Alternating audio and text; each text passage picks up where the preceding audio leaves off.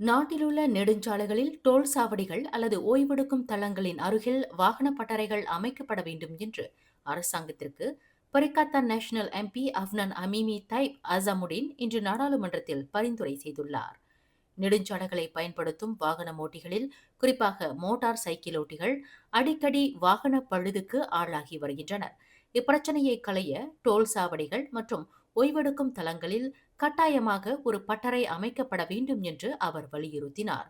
நெடுஞ்சாலைகளில் மோட்டார் சைக்கிள்கள் பழுதடையும் பட்சத்தில் நெடுஞ்சாலைகளுக்கு அப்பாற்பட்ட நிலையில் வெளியாட்களின் உதவி நாடப்படுகிறது.